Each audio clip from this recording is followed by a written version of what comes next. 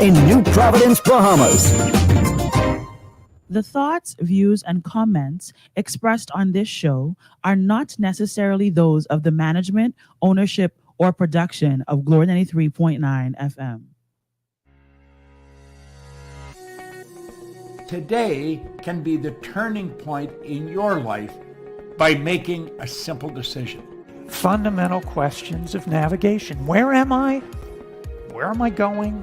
And how do I get there from here? I invite the leaders of our planet to ask themselves these three questions before they make any crucial decisions. But if you don't make decisions, you're going to stay right where you are. We are all map makers. We are in a time of transition. If we're going to change, we have to change the direction that we're going. Our planet needs leaders who know where they want to go. When we change the direction we're going, then we want to make sure we're going in the right direction. Leaders who can see the big picture. Because if we're not, we're going to either go backwards or we're going to stay where we are. Recognizing the psychological and the spiritual shifts and changes that need to be made, often from the inside to the outside. To be able to shape your future, you have to be willing and able to change your paradigm. Complex journeys require navigation. The path to the truth is one such journey. This is your GPS. Hairstyling services provided by J.D. Edwards Salon and Spa, Palmdale Shopping Plaza, Madera Street. Accessories provided by Chevette Williamson Jewelry. Standout jewelry for standout women. Wardrobe provided by Bahari Bahamas. Visit shopbahari.com.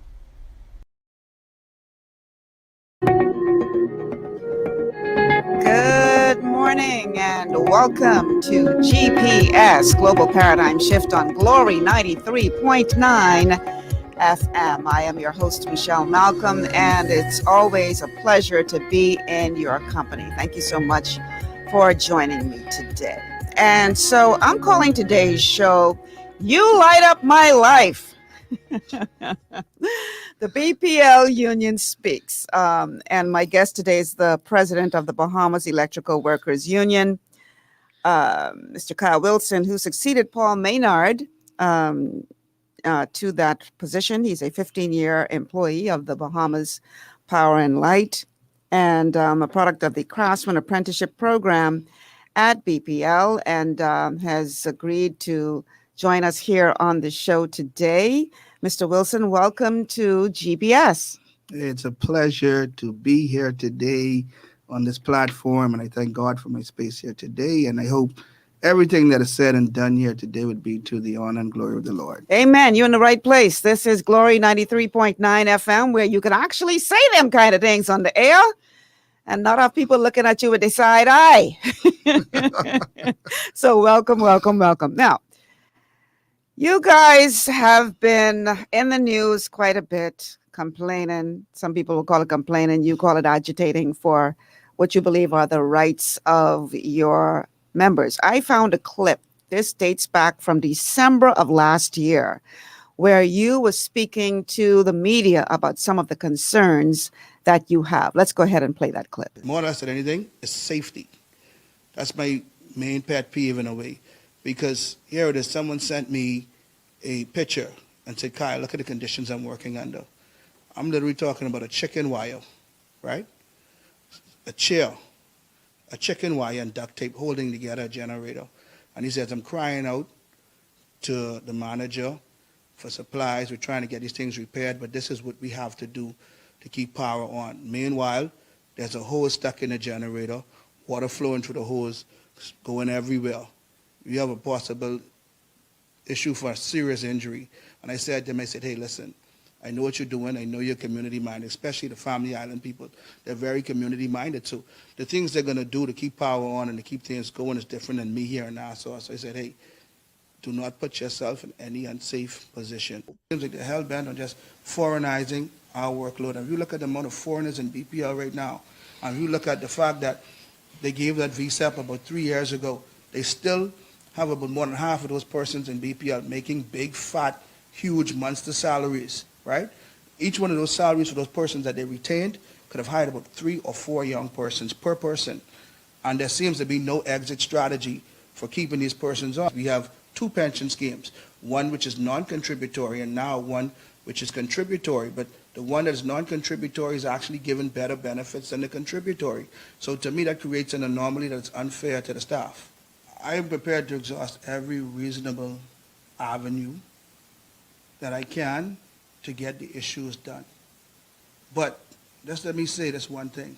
I'm not going to sit by and allow my future to be taken from me. It's not going to happen. All right. So that was back in December. I'm assuming that so much has improved since then. What is the status now? Are you guys still unhappy that your voices are not being heard? What is the status now of your relationship with the corporation BPL? Well, to this day, I don't think that the voice of the masses within BPL has been heard. It has deteriorated into litigation. We are now before the Supreme Court. I would have just had an injunction placed on BPL for them trying to increase the medical payment of some of the workers. When I entered BPL in 2006, the medical was a statutory benefit, and it's something that we did not contribute to. At that time, we had a lot of contract workers in BPL, and the then union tried to fight. We wanted to fight to get those persons regularized. I need you to pull that microphone closer to your mouth for me, please. Then, much better. Yes, ma'am. Back in 2006, when I came to BPL, that was a statutory benefit, the medical. Then, in about around 2015, around that time, the then union and the Paul Maynard, I was then the chief shop steward. We went to see the then DPM and Minister of Works, Mr. Brave Davis, and we explained to him that there are so many persons who are contracted workers in BPL, and these people did not have financial power, banking power, and they were disadvantaged. And he said, listen, can we work something out? And the union then said, okay, we would allow persons to at least, or those persons, if the government is willing to make them permanent employees, to then pay into their medical. And that was the agreement then. And so usually from then on, the union would sit with management, sit with the insurance companies. If there's any issues, we would hash them out, we'd work them out, and the union would come to an agreement as to how we would deal with anything concerning raises to the medical. Now here we have a new team. They just sent a letter and said, hey, we're raising the medical, but if you like it or not, it is what it is. And I wrote back and I said, hey, that's not how business is done. You're going to show respect to the union. You didn't sit me down. You didn't show me any figures. How could the medical go up? We just had a VSEP exercise and got rid of almost 2/5 of the employees. So how could the insurance go up? No one responds. No one says anything. And I had to go speak to my legal counsel. We had an injunction placed on the medical. This situation is a simple situation. And I spoke to the management. I said, listen, had you sat with the union and you said to the union, listen, we have an issue where the cost of medical has gone up in the country due to COVID-19, due to these reasons. Here is what was spent over the years. Here is what we have to spend. And we have to raise it in order to continue to offer this benefit.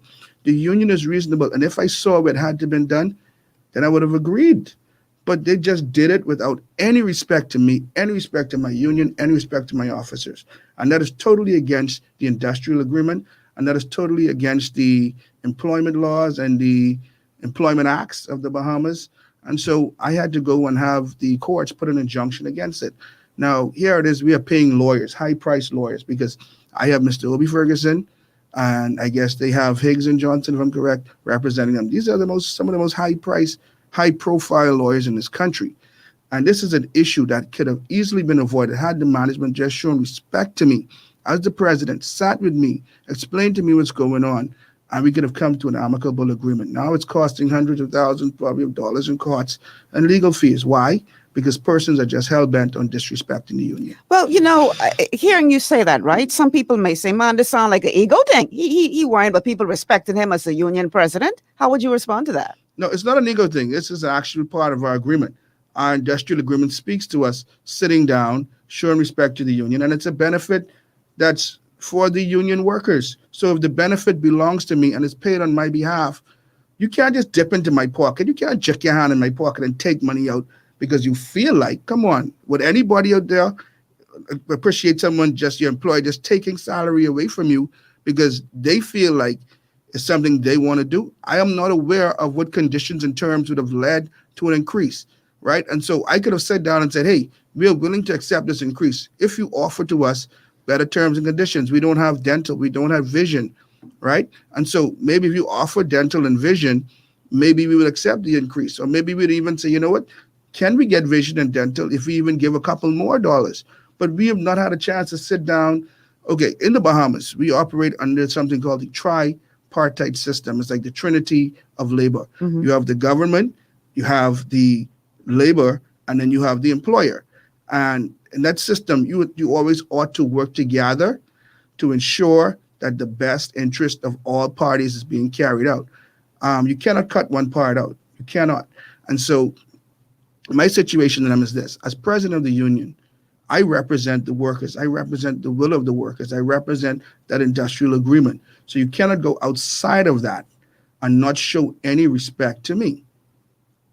Okay, so we listened to that clip that played from December of last year. You talking to the news media, and you mentioned several complaints within that. One of which was the conditions under which some of your workers are having to work. You showed a video of a generator being held together with duct tape, a string, and a chair. I'm assuming this was brought to the attention of management.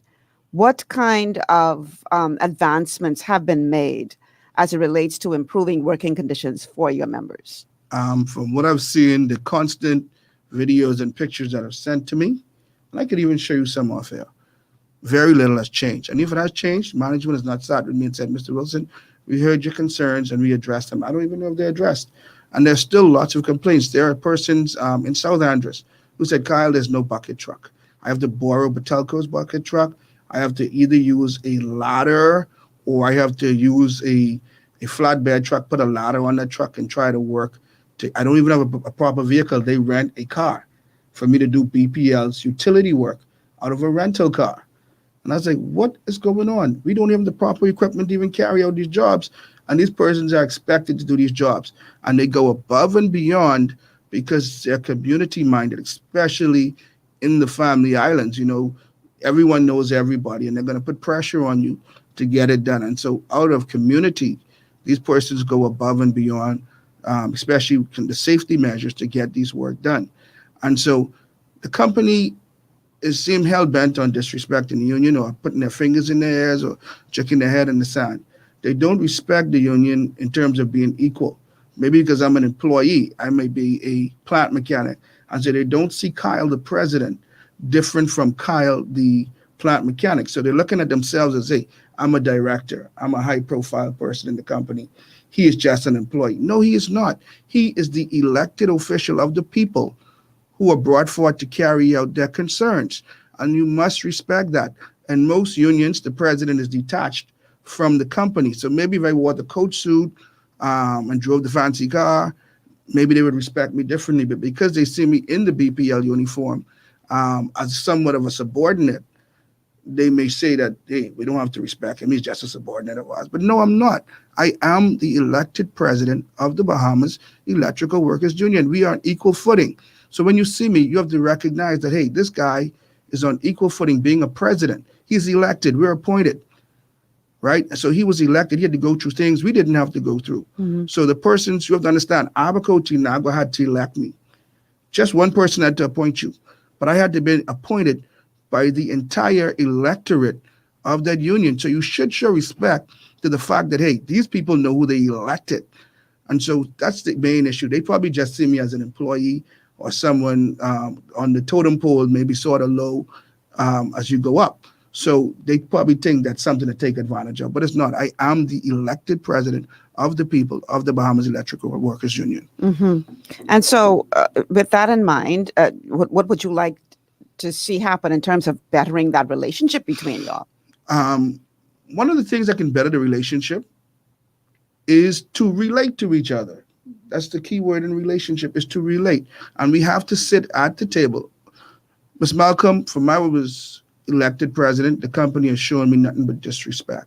I have yet, in almost 1.5 years, I have yet to officially meet with the board of BPL, which is usually a common custom and practice of when a new president is elected. And so, what was the excuse given for that? Well, they said COVID, but I was elected in January. This COVID protocols didn't come until March, right? Right? And so even the former president says, Kyle, they have never disrespected me in the way they've disrespected you. Even he is in agreement that he does not know what's going on, why the company continues to disrespect you. But I know why. You know what? They see this little young, shiny faced guy who was just a mechanic. And so they said, oh, who is he to me? He almost could be my grandson. Oh, who is he to me? He's just a mechanic. He doesn't have no high profile degree. He's just someone the people elect just to feel good. No, I'm not. I'm a highly educated, intelligent young individual. I spent over 10 years as a concierge in the Atlantis. I've mixed and mingled with presidents and world figures. So these people that I see, I would almost consider them like low on the totem pole of the people that I have dealt with through my entire life. I've dealt with all the celebrities of the world: Tiger Woods, Michael Jordan, Oprah Winfrey, Donald Trump, every president of the United States. I have shook their hands. Even the current one. When they come to the Bahamas, they come as senators and all these people. I meet and greet them. So I know these people. And so what I'm saying is, you don't know my background or anything to say, well, let me judge him to take advantage of him. That's very unacceptable. And I feel as if I should have been given the respect of being the president of the union. You should have sat with me and said, Kyle, this is our business model. This is where we want to take BPL. What is the union's views on this? Let us work together to get things done. No, all they do is black me out, ignore me, and pretend as if I don't exist. Now, in all fairness, the door will be open to BPL to come in and give their side of this.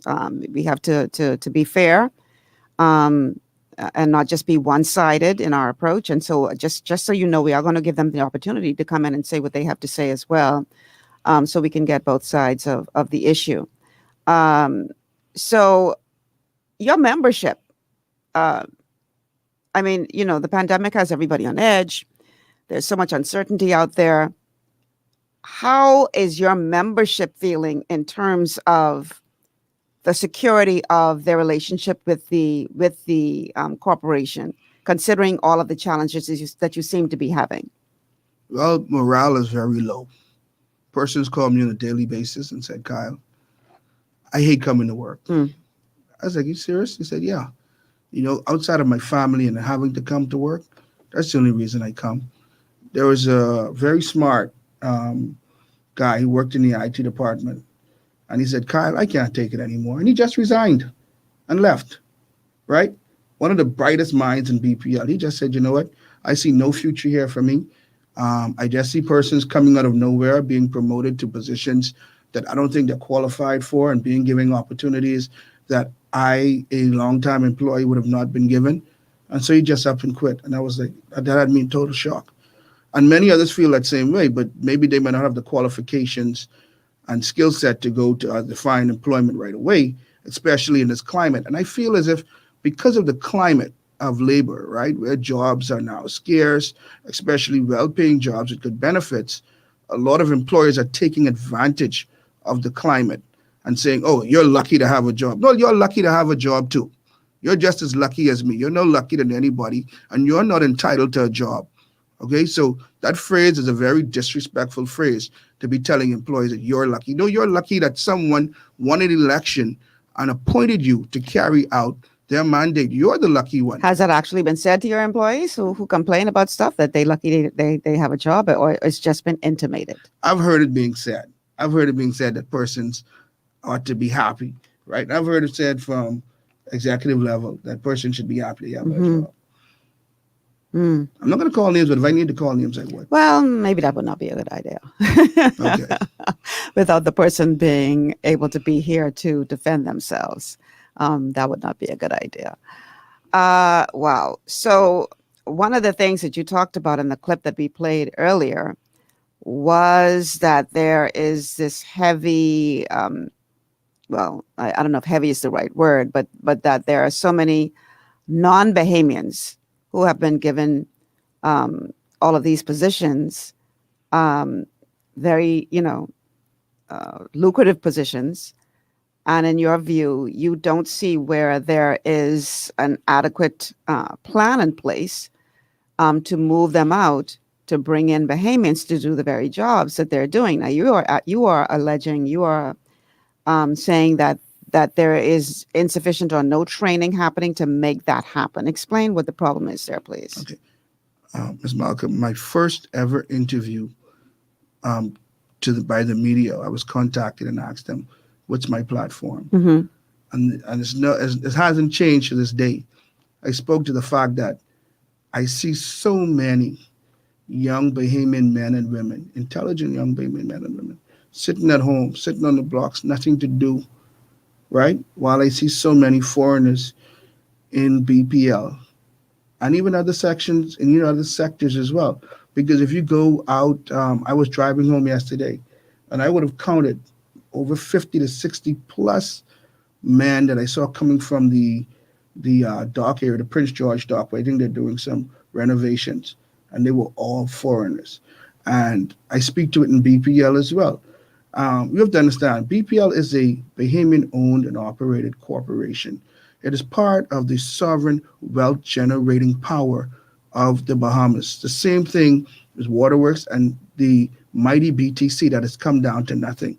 In BTC, these people are under tents trying to sell you a little A21 phone. They're in Camp Road, they're in Nassau Village, they're all over the place, no proper shelter, no proper restroom facilities. This is what that building on Thompson Boulevard, that has been gutted.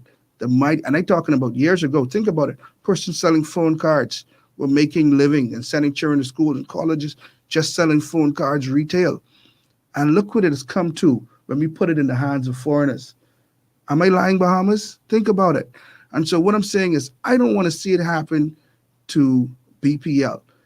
I am a product of the training program of BPL. The last 5 presidents were all products of the training program in BPL. We have about 4 or 5 directors, maybe right now, that are training, that are products of the training program. As I am aware, all of the managers of the Out Islands are all products of the training program. The training programs had BPL as a successful, viable entity. And when they cut these training programs, this is what we end up with. So we're bringing in foreigners. And what upsets me is they're going to get houses, they're going to get cars, they're going to get perks that Bahamians would not normally get. And we have Bahamians who can do these same jobs. Let me just say this. We had a Bahamian that reached the top of Mount Everest, the tallest mountain in the world. We have Bahamians that have won multiple Bahamians that have won multiple NBA championships. We have Bahamians that have won baseball championships. Okay, we have Bahamians that have won gold and medals in individual track and field Olympic events. We have Bahamians, men and women, that have won gold in team events in the Olympics. We have Bahamians that have worked at Boeing. We have Bahamians that have worked at Halliburton. We have Bahamians that have worked at Lockheed Martin, and these are contractors for the U.S. military. We have Bahamians that work at some of the top universities in the world. We have Bahamians that are Rhodes Scholars. We have Bahamians that are NFL players. And so what I'm saying is, you can't tell me that Bahamians are incapable of running the Bahamas when we have Bahamians that are actually members of the U.S. government. What I'm saying is, as Bahamians, we have to believe in the product we develop in the Bahamas. And if we don't have that product, we ought to train. And if we have to bring in the foreigners, let's bring them in to train our people, but not take advantage of our labor, not take advantage of the fact that we may have shortages in labor, and just bring these people in over our own. And here's what upsets me. When I see foreigners are making exorbitant salaries with perks coming in on the contract, and some of them are made employees just to do remedial work. Remedial work or specialized work? Both specialized and sometimes remedial work. And so there are specialties that we may not have locally. Mm-hmm. And what I'm saying is, okay, I understand that. Let's bring in the specialist. Mm-hmm. One of the specialists, and he is near and dear to my heart, he's a foreigner. And I always tell Mr. Hasty, we need to find more people like Mr. Tim idler. Some people might have issue with him. I don't. Because you know what he said to me? He encouraged me as a baby. He said, Kyle, you can do what I do. And he said, I'm going to train you to do what I do, right? And he says, you know something? People look at me because of the color of my skin and think that I'm all that because I'm white, right? But he said, but my trainer is a black guy.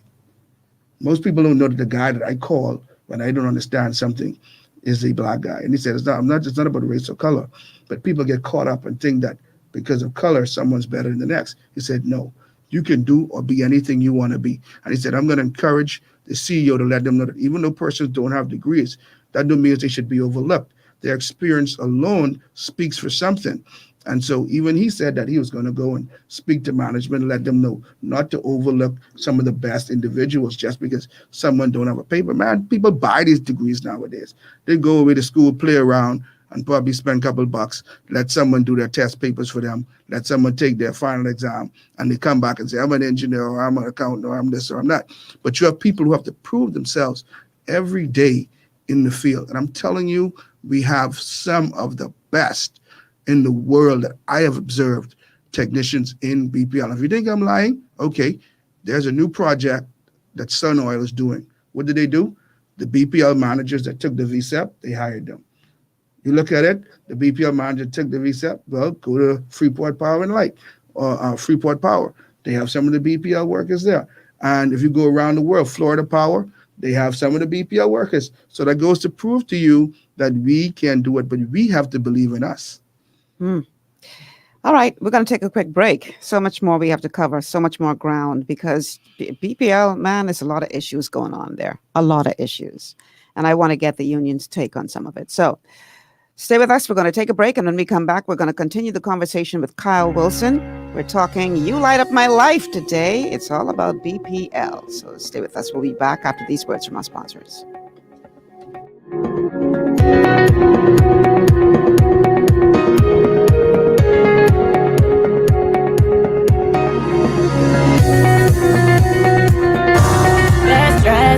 Hats off, looking like I walked out of catalog. Everybody wanna know where I got it from. Catwalk, catwalk, catwalk, boutique, where we make fashion statements. Catwalk, boutique, where we make fashion statements. For the latest styles in women's clothing and accessories, visit Catwalk Boutique on Robinson Road East at the Helron Plaza. At Catwalk Boutique, we make fashion statements. Boy, boy, boy, here calamity. Boy, boy, boy, don't want that be me. Let me get this coverage, do it once and for all. Insurance management is who I gonna call. When calamity strikes, we're here to keep you safe and secure. With offices in Nassau, Freeport, Albuquerque, Luther, and Exuma. Insurance management, we cover the Bahamas. At Lee Air, safety is our #1 priority. Flying since 1996, we offer scheduled flights into Fresh Creek and Mangrove Key Andros and Great Harbor Key, Berry Island, twice daily, 7 days a week. Affordable charter services are also available to anywhere in the Bahamas and the Caribbean. Lee Air Charter Services. Call 225-3267, 702-7127, or 322-1317 for reservations. At the Shirley Street Plaza, you'll find Le Petit Gourmet, a small cafe that's big on flavor. Handcrafted delights made with love will not only please your palate, but feed your soul. Call us at 394-1251. 8 to 12 minutes is all it takes for a burglar to rob your home or business. Security Systems International provides professional and affordable solutions for both. Call 396-5000 for your customized quote. Gwen's Alterations provides professional services for all your tailoring needs, including face masks to keep you safe and in style. A stitch in time saves 9. So call us today at 393-6227. To stay healthy, it's crucial to make sure you get the nutrition you need every day. But it's difficult to get all your recommended vitamins and minerals from food alone. Even in the United States, 94% of people are deficient in at least one nutrient. Beyond Tangy Tangerine 2.0 by Longevity is a simple, convenient, and affordable way to help your body get the essential nutrients it needs. It's an advanced plant-driven multivitamin mineral complex that contains certified organic whole foods, trace minerals, and antioxidants. BTT 2.0 supports your body's natural defense system with a proprietary blend of energy-boosting and body-loving nutrients, plus prebiotics, probiotics, amino acids, and enzymes that support digestion. With an unusually high ORAC score of 8,000, you get even more antioxidants to help combat free radicals that can cause damage to your cells. But to get the most benefit and value from any multivitamin, your body must be able to break down the nutrients so you can fully absorb them. Otherwise, they'll just pass through your system without doing any good. Beyond Tangy Tangerine 2.0 was specially formulated with synergizing cofactors to ensure you get maximum nutrient absorption. Beyond Tangy Tangerine 2.0 is the easiest way to give your body the balance and complete daily vitamin mineral supplement it needs for optimal support of your overall health. To learn more, contact your Longevity associate.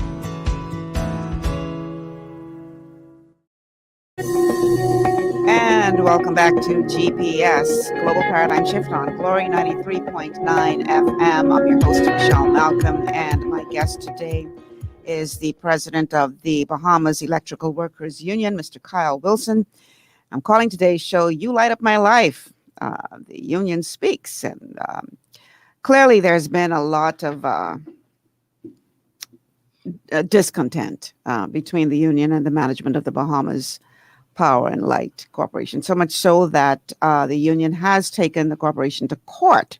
Now, I know because it's a court matter, certain things you won't be able to discuss because it is before the courts. But what is that whole situation about? Why did you guys think that you had to go that route to try to get some answers? Like I say, I usually try to exhaust all reasonable avenues that I can to resolve matters. I have been knocking on the door since I became president, trying to resolve issues, but the company just seems hell-bent on ignoring me. And so I had to take some of the matters to court.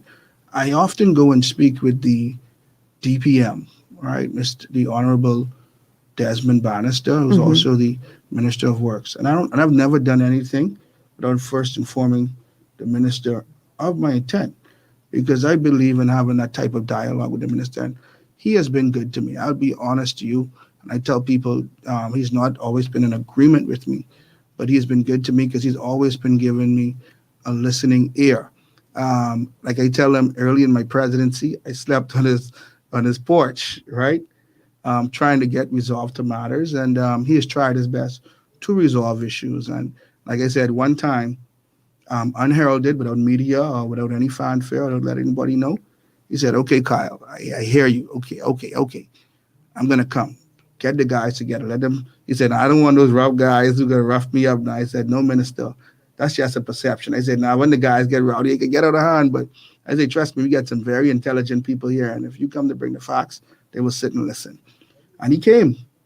And he came on his own. And he sat and he listened to the concerns of the workers. He heard their concerns and he assured them wherever he can help, he can help. But he said it's something that is not commonly done, because he doesn't want to micromanage or disrespect those he would have put in authority to run BPL. And he said it's a board that runs BPL, not necessarily the ministry.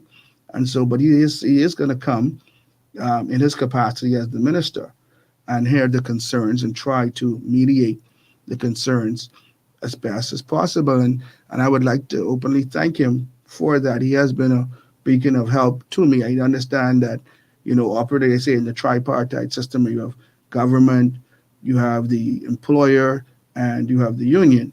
And we all try to work together. The only missing component now is getting the employer to line up, because the government has been somewhat respectful to me as president. It's just that the leadership of BPL has not been fair in its respect to me as president. Had they been, we would not have been at the courts, because I would have presented these issues to them to resolve prior to going to the courts. But is not the management answerable to the board? So if the board is supportive of you and is willing to work with you, can't they say to the management, you need to be more cooperative and work closer with the union? I've never met the board, and that's my issue. And I'm saying that had we met the board, I could have brought my concerns to the board and we could have worked them out. But I've been asking to meet with them and I've never had. So, you know, in my infancy as president, you have to imagine, I became president, I mean, almost at the worst time anyone could be born into the labor movement or be pushed into the labor movement. We just had the hurricane and they have Abaco and all that issues going on in Abaco. And then here comes COVID. And so imagine someone pushing you in an office and you're sitting there and you're like, what do I do now? Right? So I have the heart to fight, but knowing how to fight is a different thing. And so what I did, I said, you know what? I started calling all the presidents that I know. Even President Maynard, we may have our differences, but I called him and he was willing to help. I got all the correspondence book for almost the past 20 years, and I started to read them and bring myself up to speed and work with me. But I would like to give a special shout out to someone who has become somewhat of a father figure to me, especially in the labor movement and just in general, Mr. Obie Ferguson, because from day one, even though we're in different Congresses, my unit is part of the NCTU and he runs the TUC, but he never stopped checking on me. And he said, man, I know you're young. I know this is a new step for you and I'll be here for you if you ever need me. And from day one, he was with me, holding my hand, bringing me up to speed, teaching me, getting me up to speed. And I said, sir, Obie Ferguson, they say you're expensive. They say, I can't afford you. They say, when I get that bill from you, I can jump off the bridge, right? So he said, no, Kyle, this is a labor love for me. And I'm going to be here for you as long as you need me. And I can truly say we need more persons like Mr. Ferguson. Yeah, he may be a high-priced, high-profile lawyer, but he has a heart for people, and he has been nothing but helpful to me. And I can't even put a price on that. I really, truly can't put a price. So, just permit me to say thank you, special thank you to Mr. Obie Ferguson for all that he has done for me, and to also my pastors. I have Pastor Nelson Strawn, who has always been there for me, advising me spiritually along the way, and also the Pastor Colley, Kevin Colley, Dr. Kevin Colley. He's also been there advising me and praying for me along the way as well. And so far, it's been effective. Okay, so, and now that you've gotten all of your shout outs out of the way, is BPL having a staffing issue? I mean, okay, first of all, you're telling us that they're bringing in people to do work that the Haymans can do. And you specifically said remedial task. So you weren't referring when you said that to the specialists. You're talking about people doing remedial work that, according to you, Bahamians can do. Yet at the same time, we see where there was this VSEP, separation packages. How have those separation packages and how has that whole exercise impacted staffing levels at BPL? And is it now a problem where it's at now? I have to be careful how I speak to the VSEP issue, because it's an issue that I would have taken to the courts as well. But I have a grave issue with it, because why are we bringing in people to do work when we just sent Bahamians home? We're saying, oh, BPL is overstaffed. Give us an example of some of the remedial work that you say these people are doing that Bahamians can do. Okay, a shining and then example, we'll talk more about the VSEP packages. A simple example is just cleaning parts. When you say cleaning parts, what do you mean? Okay, let's say you take a part of the engine, right? Before you take measurements and before you were to inspect the part, it must be cleaned. Right. So you would take WD-40 or a special cleaning solution, maybe a toothbrush or a Brillo pad, some cloth, and you would wipe the part down and you try to get it as clean as you can, because those impact measurements. So we're talking like you have to take measurements within thousandths of an inch. So bear in mind, a piece of hair is going to impact that measurement. So you have to make sure the part is just spick and span clean. So you're telling me that foreigners are in the Bahamas wiping parts down, cleaning parts? Bear in mind, I am also a mechanic at the power station. I clean parts, and I witness. I'm not trying to diminish the role. You explained it very well in terms of how important it is. Yes. But I asked it that way because it sounds to me like this is something that you don't have to have some kind of specialized degree to do. No, you just have to be taught. Someone has to say, hey, okay, you cannot use certain parts are made of certain metals. So you have brass, you have stainless steel, you have cast iron, all of that. So you have to know, okay, you cannot put a Brillo pad on something that's made of aluminum Right. or cast iron because you're going to wear the part down because that even though it's Brillo, it's actually Scratching. the metal, so you're going to disrupt the reading. So you just have to take a soft cloth and wipe it. Okay, something that's cast iron, a soft cloth isn't going to work, so you have to get WD-40 degreaser and wipe it down. I mean, didn't I just teach you how to clean a part? Okay. All right. And you say we have foreigners doing that. Now, let's go back to the VSAP packages. Because now you're telling me we have foreigners cleaning parts that Bahamians can easily do. Yes. And then on top of that, you've got the VSAP packages that were offered. Yes. And so how has that now affected BPL's ability to carry out its work when you have persons who took advantage of the VSAP packages? You have foreigners now doing jobs that you say Bahamians can do. How has that impacted the corporation? Well, like I said, morale. Yeah.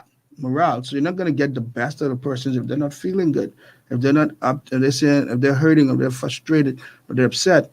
I don't think you're going to get the best of them service-wise, because if I see a foreigner doing a job that I can do as a Bahamian, but his compensation and benefits are greater than mine, because you have to bear in mind now, he's going to get a car, he's going to get somewhere to stay, he's going to get a per diem, food, his gas is going to be covered as long as he keeps those receipts, but he's doing something that I can do.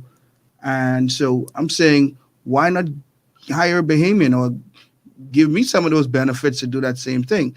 And it just behooves me as to why we do it. Now, part of the reason that when I inquired, they said, oh, these companies saying that they want to do turnkey projects because they're saying that Bahamians are lazy, or Bahamians don't come to the job on time, or Bahamians this, or Bahamians that.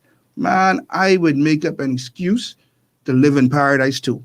And I would say these things to the company just so that I could be living sweet and high off the hog too. We've worked with the Japanese on many occasions. They would send about 3 or 4 specialists, right? And we get those machines done in time, up and running. And it gives me such a sense of pride to know that I can't believe that I just tore down a machine as big as a 3-story house, and took it apart to every nut bolt, and put that back together and watch that run. At my hands doing it as a Bahamian, that gives me a sense of pride, a national pride.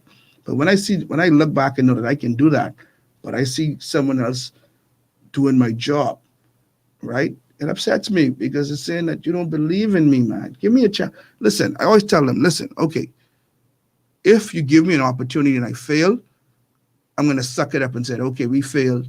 Bring in the foreigner. Bring in the specialist. But somebody may argue, though, that we don't have that luxury of allowing you to fail, because if you fail, then who knows? We have island-wide blackout or rollout or whatever. So I'm just being devil's advocate here. I understand. So somebody may argue, I can't afford to train you on the job because the job itself is too critical. How would you respond to that? Well, I can tell you that some of these companies, they train their people on our machines, and sometimes they mess up. The specialists, yes, sometimes they make mistakes. There was an issue. I'll give you an example of making an alignment to a diesel generator. Specialists were brought in, and they took weeks. We were given the same opportunity, and it took days. And guess what? The machine ran like candy, sweet. But when the foreigners did it, they were having issues for weeks trying to get it right. Because you have to understand, we grew up on these machines. Some persons from 16 years old, they out of school joining the apprenticeship program, they grew up on these machines, so they knew them intimately. I don't need a manual to repair the machine. I know all the parts, I know all the nuts and bolts, I know all the quirks, all the features, I know all the torque specs, I know everything out of my head, because I grew up in the company working on those machines. So it's like my baby, you know? And so you're watching someone that's like your girlfriend, and you're watching another guy take your girlfriend out on a date or mishandle her. You're going to be mad, you know, because that's my machine, man. I grew up on that. That's my girl. And so I see someone else for taking my baby for a spin. I'm what? So I have a comment from Yvette. Yvette says, are housing and other perks being paid to the foreigners doing menial work? Yes. Well, it's part of the contract of service that they get.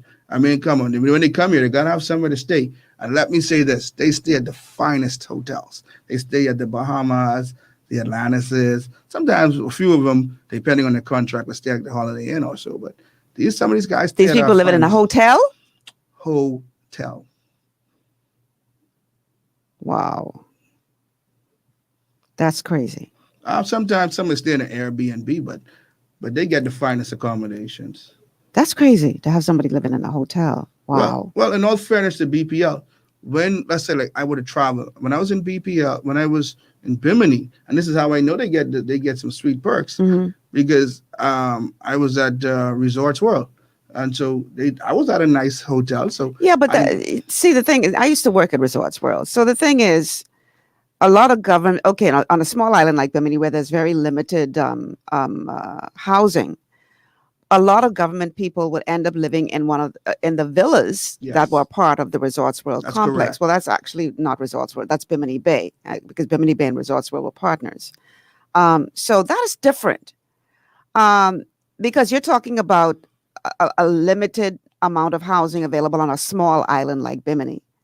But you're trying to tell me that here in Nassau, New Providence, where you have so many options, I would think it would be much cheaper to get some kind of housing facility to house these people in, as opposed to paying for them to live in a hotel. That's plenty money. Well, if we're talking about housing facilities, then they would probably put them up in the Venetian or Venetian West or some high-profile gated community, and they would give them 3-bedroom apartments. And this is the clean parts. Well, some of them, yes. Some are specialists. Majority are not. Wow. That's crazy. So, okay. From what I'm hearing, clearly you do not have a amicable relationship with the management of BPL. I mean, they're not even giving you an audience. How has that impacted your ability to fulfill your mandate as the president of the union? It has made it difficult, but, let me say this. I live by the scriptures and I live by my faith. And John 15:25, it says, they hate you without a cause, right? Sometimes people are going to dislike you for no reason, right? But that doesn't stop me. That makes me push even harder. And I go even stronger. And every day I push harder because it's resistance that builds strength. And so what they have to feel and understand is I got a crash course in labor coming up in this past year and a half. I got a crash course. And so I'm building strength daily. The more the company resists me, the more disrespect me, the stronger I get, because I have to find avenues to overcome. I'm not just going to lay down. And so they're beginning to understand that Kyle Wilson is a force to be reckoned with. See, because they're only seeing Kyle Wilson, but they're not seeing the power that governs Kyle Wilson. They're not seeing the fact that I may be weak, but the spirit in me is strong. Because where I'm weak, I pray to the Lord to give me strength. Where I'm not wise, I say, Lord, give me wisdom, because I don't understand. I said, Lord, bring people to help me. You understand? And so I am well backed, and I have a lot of firepower behind me. And so I don't want the company to think that when you see Kyle, you're just seeing the mechanic guy. Kyle is a machinery. Okay? I was not elected by mistake. The people knew who they elected by landslide. The last election, I took on the mighty Paul Maynard. Everyone knows Maynard is not a clown. That's nothing to play with. Maynard is a powerful force, and he carries behind him a legacy of the Maynard family. And I took him on, and guess what? It was a nail biter. I took him down to the wire with 2 other candidates who were probably dragging away votes from me. So if you imagine the other 2 candidates that were in that race who didn't take away over 200 plus votes, imagine what the outcome would have been, because I would have only lost by 8 votes in my first time running for the office of president, taking on the mighty Maynard. And so they must understand that Kyle Wilson is not just a person. Kyle Wilson is a machinery. Kyle Wilson is a man of faith. Kyle Wilson is a man who believes in the power of God. You come with your sword and your sling. You come with your big fancy lawyers. You come with your big name. But I come in the name of the Lord. And I can do all things through Christ who strengthens me. I am not afraid. And the more you push, the more I'm going to push back. Okay, Yvette is asking another question. She says, can he give some possible reasons why managers may feel the need to bring in foreigners to do menial work at such a great expense, given the financial position of the company? Help me to understand their thinking. Now, I don't know if you can do that, but I would go beyond, right? And in response to that, I don't even blame the managers and people who are giving these people work permits. And under what condition are we giving them work permits, knowing quite well the labor situation and the economic situation in the Bahamas? These persons are taking that money out of our country, and they're not spending it in the local economy. They're spending it in the hotels, who are also taking the money out of our country, because all the hotels are foreign owned, all the major hotels. And so guess what? I'm saying, why are we not giving Bahamians an opportunity? We have some great Bahamian people right here. We have a company that was formed by former BPL technicians, and it's called Alpha Marine. And these guys can do great work because you know what? They spend their entire lives working on the same very machines. And so if we want to go that route, give them an opportunity. You know, the guys who just recently took the VSEP, hey, call them up and say, you know what? We want to keep a pool of you guys just in case we have issues come up where we're short staffed, that you can come in and fill a role or gaps for a short time. Why are we not doing that? Why are we not bringing back the apprenticeship program? Like I said, I am a product of that program, and I believe in the program because the program has done so much to create leaders, not just technical people, leaders in BPL. If you look at all the foremans, they are former apprentices, most of the managers, all these people, right? And so why do we get rid of the program? And why don't we reestablish the program where we bring in young men and women and train them to be young craftsmen? It's going to be less money than those big contracts that we're giving out, and we're helping our own economy. Well, I don't know. It sounds to me like a lot of money is being spent that doesn't need to be spent, while at the same time we're hearing that the corporation is cash strapped, or, you know, I don't know if I should say cash strapped, but, you know. Ms. Malcolm, I would welcome the corporation, right? And you're a media, and I would like you to say to them, okay, what is the cost of full-time Bahamian employees? What does it cost the company in salary and overtime? Now, what does it cost the company in contractors for the same work? I think you'd be shocked. You'd be very shocked. Well, you know what? Hopefully they will accept an invitation to come on the show, and then I will ask those questions. I think it's important that we hear from the executives of BPL, because BPL, let's face it, I mean, not just under this administration, but for generations, BPL has been plagued with problems. But this go around, it seemed like it's more than I've seen in a long time.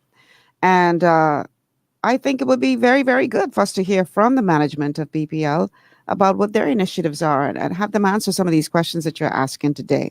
It's 12 o'clock. We got to take a quick break. But on the other side, we are going to be looking at some of those issues that BPL has been facing, and we're going to get the union's perspective on them. It's going to get hot, y'all. So stay with us. This is GPS.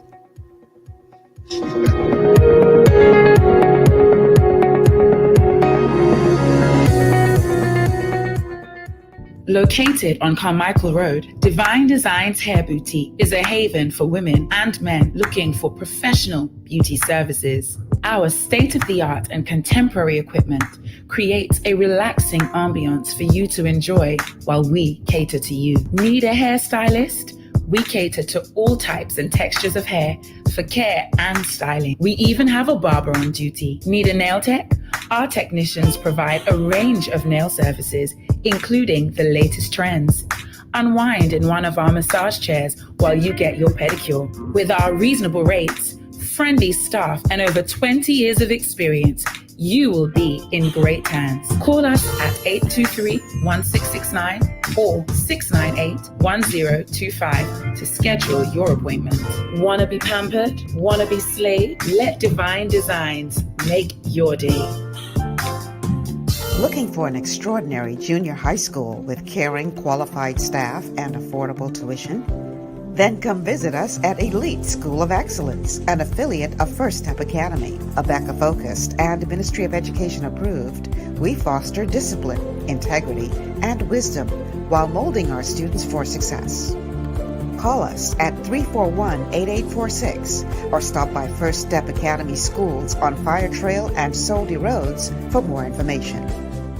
Executive Printers is your one-stop shop for all your branding and customization needs. Letterheads, envelopes, business cards, invoices, share and gift certificates, rubber stamps, vouchers, funeral programs, brochures, flyers, banners, and promotional items like mugs, water bottles, mouse pads, and key rings, all with personable service and great quality. No project is too small or too large. For great turnaround and competitive pricing, make an executive decision. Call us at 393-5011.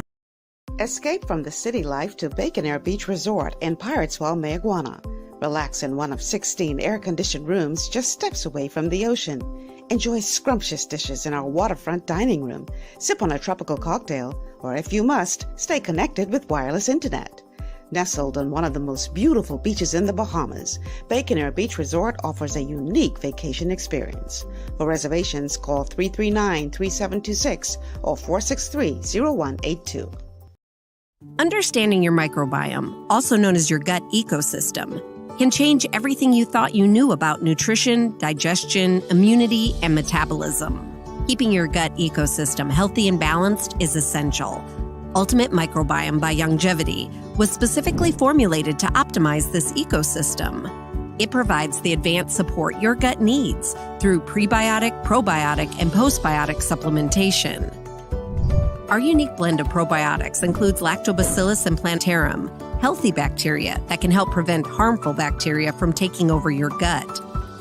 Increasing your gut's population of beneficial bacteria creates a more balanced gut microbiome, which has been shown to aid in weight loss, skin health, sleep, mood, and may even help with seasonal allergies. Ultimate Microbiome also promotes the production of postbiotics. Postbiotics are key to help regulate your gastrointestinal health. To enhance digestion, Digizyme Multi-Enzyme Complex, a blend of 5 specific enzymes, has been added to Ultimate Microbiome. It can help break down food so your body can better absorb nutrients. Plus, we've added our proprietary I-26 hyperimmune egg powder to aid in the elimination of disease-causing gut bacteria and help your body balance its immune response. Ultimate Microbiome, the scientific, proprietary, and holistic approach to gut health that helps optimize your body's entire gut ecosystem. To learn more, contact your Longevity associate.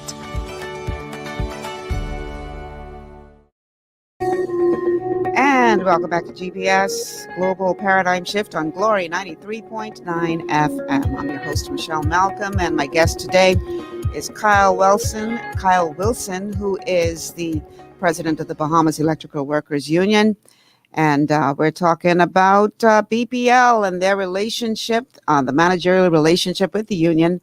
It's a bit contentious. They have some stuff that's before the courts now. And Mr. Wilson is here today saying that he has not been given the cooperation that any duly elected union president should be given. According to him, he has not been given an audience since being elected. You have not had an audience with the board. That's what you're saying. That is correct. Since being elected. Since elected. And you were elected when?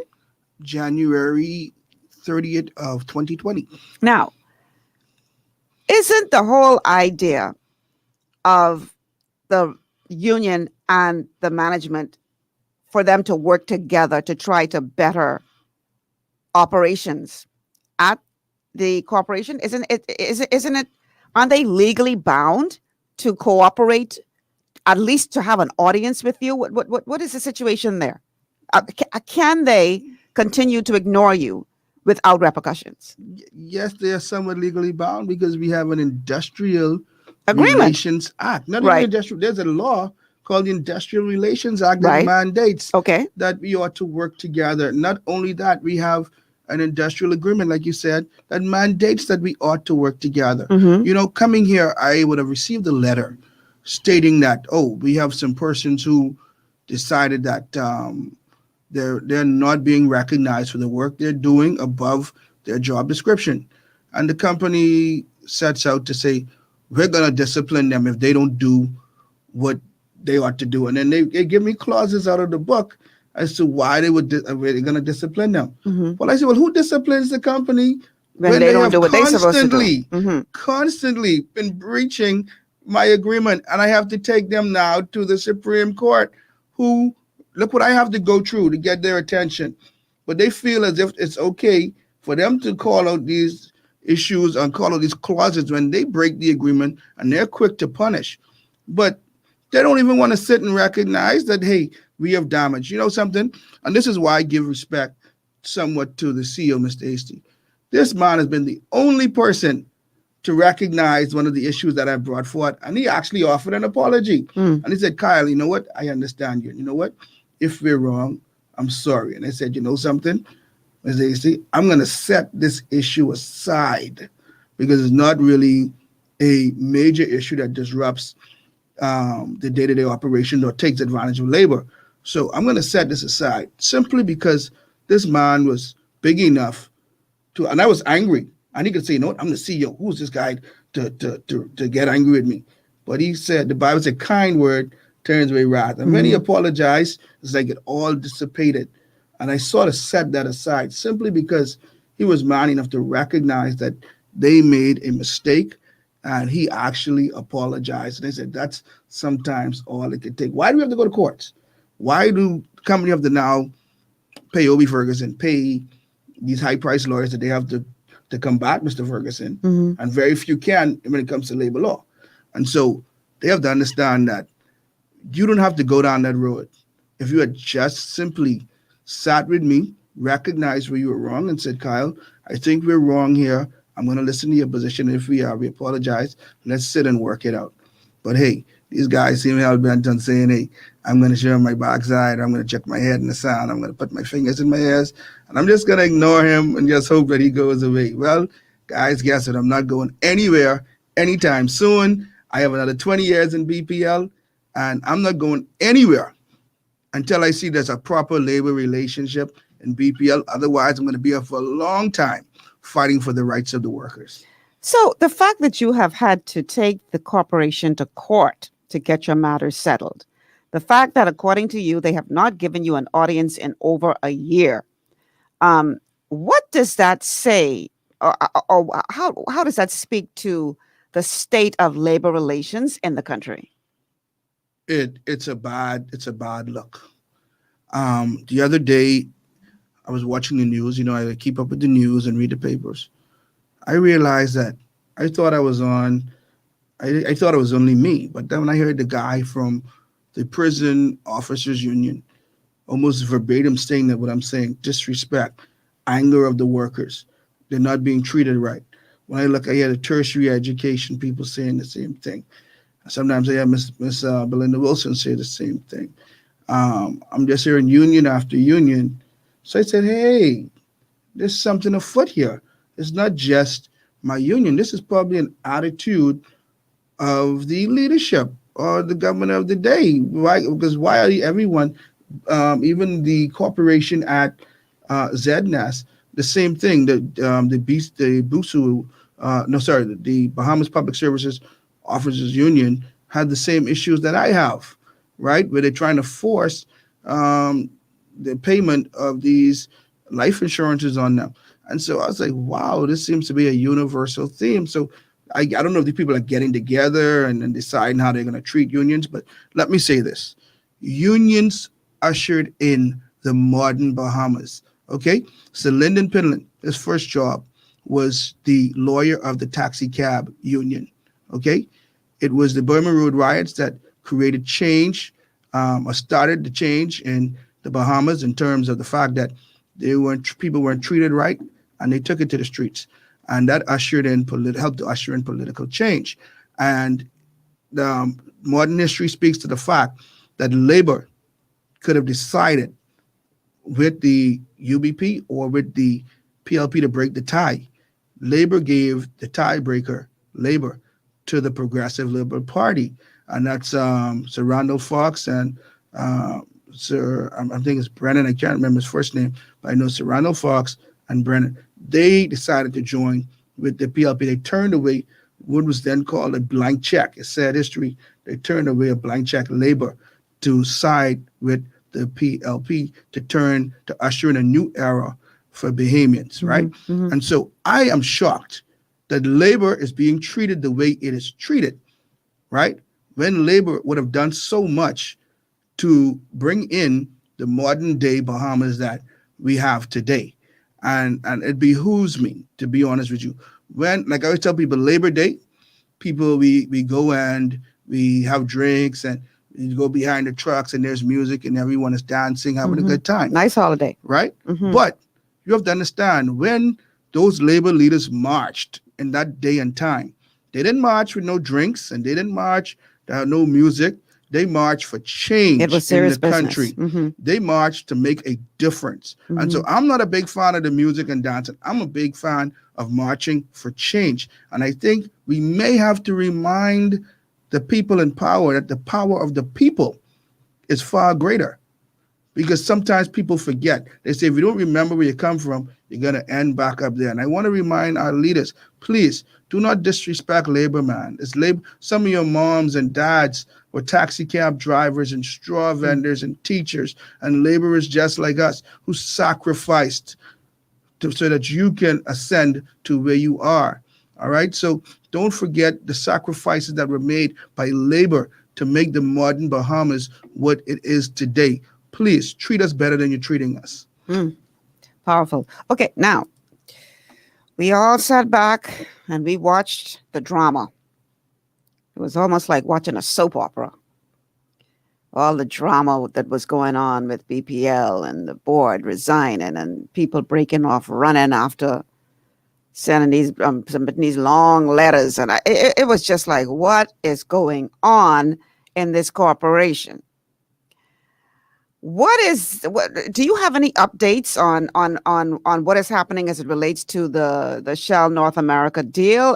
Have you, as the president of the union, been briefed on what is happening there, or like everything else, are they leaving y'all out in the cold? What can you tell us as it relates to what's happening in there, and why is there so much drama going on in this corporation?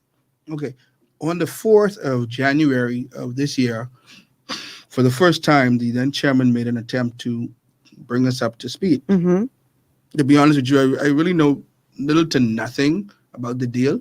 I asked if I could sit in on the meetings or can I be a part of the meeting, or what's the labor component of the deal. And I was then told that that's none of my business, that it's a private thing and whatever we tell you is what you have to accept. But we ain't gonna have you there on the scene, or, what if you want to find out what's going on or labor issues, they say that's what the court's for, take it up with the law. But as far as we're concerned, the union is going to be shut out the deal until the deal is complete. Go take it up with Shell, right? And so I really don't know much about the deal, but I can tell you this from what I do know, from what I've read and understand, that I'm not a proponent of it. I'm totally against it, because here we are. We're going to go and get a rate reduction bond. To my common sense understanding, it's somewhat of a loan to service the legacy debt of BPL to make it somewhat buoyant.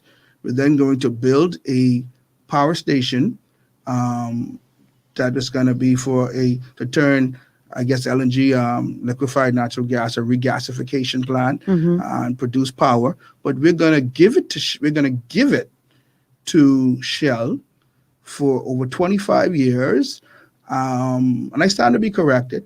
And then we're going to buy power from them. And after all the machinery has been used up for 25 years and run down and everything busts up, I guess they would then turn it back over to the Bahamian people, because after 25 years, the machinery gonna have to be updated. So they probably want that on their hand. So I totally don't understand. And like I say, I do stand to be corrected wherever I am, and I hope someone from BPL could come in and speak to that fact. But from what I do know, and like I said, I always stand to be corrected. From what I do understand, that they're going to just give the station away. So we're going to borrow $500 million to build a station, give it to a company, and then buy power back from the company. I mean, in my understanding, I guess it was not that criminal. It's ungodly, man. You know, that at this time to take that kind of money and put it into something to give to Shell. Shell is a billion, probably near $1 trillion conglomerate that doesn't need the Bahamas. So what do you think is behind that? Why do you think they're making such a decision? I don't know. I mean, I try to rationalize it.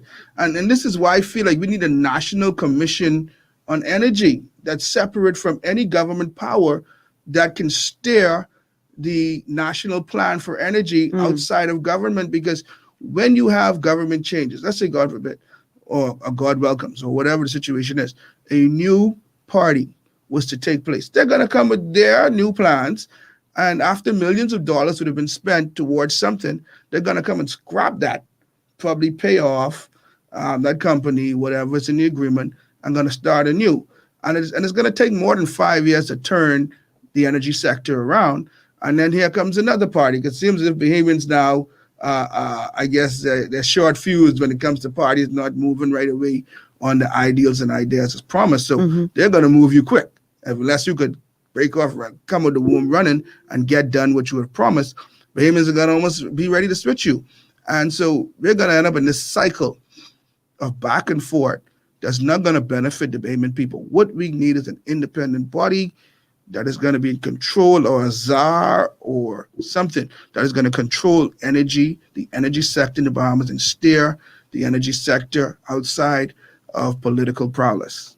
Okay, so what you're suggesting now, explain the difference between that and all out selling BPL, because we've heard the minister dropping hints, and we know that there is history of the Free National Movement administrations selling our utilities. They sold Patelco. And so we've heard the minister drop hints here and there about, there being a necessity for the sale of BPL. So what you just described, how would that differ from an all-out sale of BPL? And are you for or against such a move as it relates to selling BPL? I don't sit in the seat where the ministers, the cabinet, or the prime minister sits.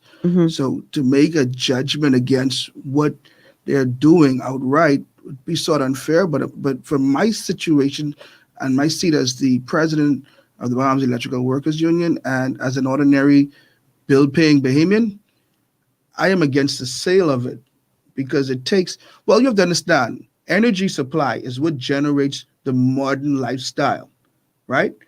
And it's part of our national security as a country. As a small country, I don't want to put that in the hands of a foreign entity. Okay, let me give you an example. During the pandemic, I think there was a contract with a water company in Eleuthera, and they feel as if they weren't getting their money on time, and they cut the water supply. And we know water is part of, when you talk about cleaning, COVID, you need water, hot water, water to wash your hands for sanitary purposes. So to cut that water to the Bahamian people was a cold act. But they're not Bahamians, and they don't care, and they're not going to feel like we feel. And so what I feel like should be done, if BPL is going to be sold, it's already owned by the Bahamian people, so give them a greater stake in BPL. I don't think no foreigner should own the Bahamas. It's called Bahamas Power and Light, and we should be proud of Bahamians. I think if Bahamians were to have a greater stakehold in BPL, right, that it would even be a better company, because it's going to be held more accountable. Let's say me, if I am a part owner in BPL, I can assure you I'm not going to let a screw go missing. I'm not going to let no one slacking off on the job. I want productivity. I want to see that bottom line. I want to get my dividend. And so as a worker, I myself are going to make sure that things are done. And so if we're going to go down that line, let's shop it to ourselves first. Why do we have to go internationally? I think there are Bahamians that can put together a good product. We have the people. And like I said, where we need expertise and people, we can bring them in. But I don't want to see BPL in foreign hands, to be honest with you.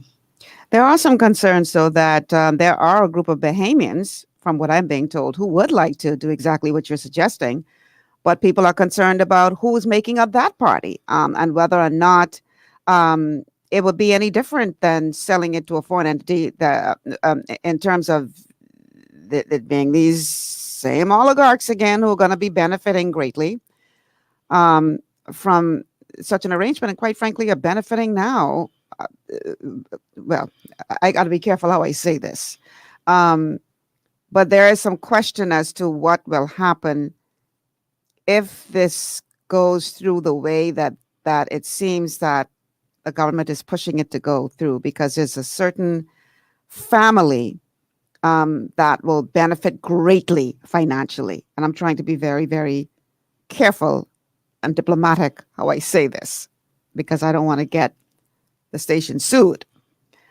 So there are some questions even with that, as to, you're talking about the majority of people in the Bahamas having some stake in it, where you open this up, where the majority of people have an opportunity to purchase shares. And I'm not just talking about, the shares that after you give the preferred shares to the same handful of people, then you all could get the scrappings, what's left.